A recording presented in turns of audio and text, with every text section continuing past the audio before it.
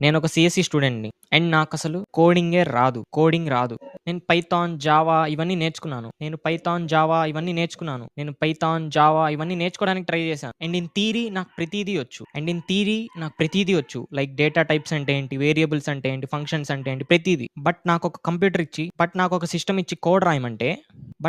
System ఇచ్చి code రాయమంటే అసలెక్కడి నుంచి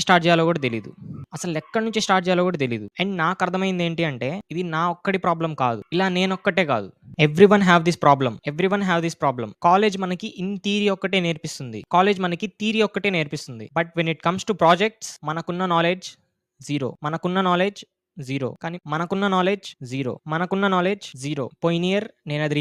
పోయిన ఇయర్ నేనది రియలైజ్ అయ్యా. అసలు ఇండస్ట్రీ లెవెల్ ప్రాజెక్ట్స్ ఎలా చేయాలో అండ్ వాటిని ఎలా మనం బిజినెసెస్ కమ్మాలో నేర్చుకున్నా. And currently I'm in my final year. ఒక ఫైనల్ ఇయర్ స్టూడెంట్‌గా ఐఎమ్ వర్కింగ్ ఇన్ 2 కంపెనీస్.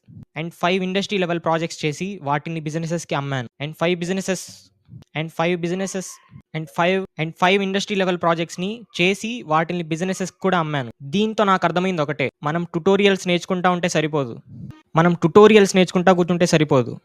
మనమే కొన్ని ప్రాజెక్ట్స్‌ని బిల్డ్ చేయగలగాలి. And today it is the day 1 of building industrial projects without writing a single line of code.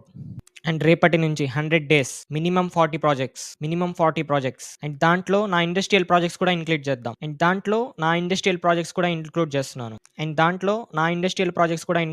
And దాంట్లో నా industrial projects కూడా included. మీకు నాలాగే చాలు ఈ ట్యుటోరియల్స్ అని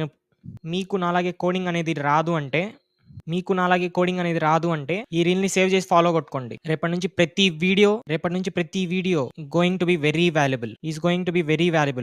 బి వెరీ వాల్యుబుల్.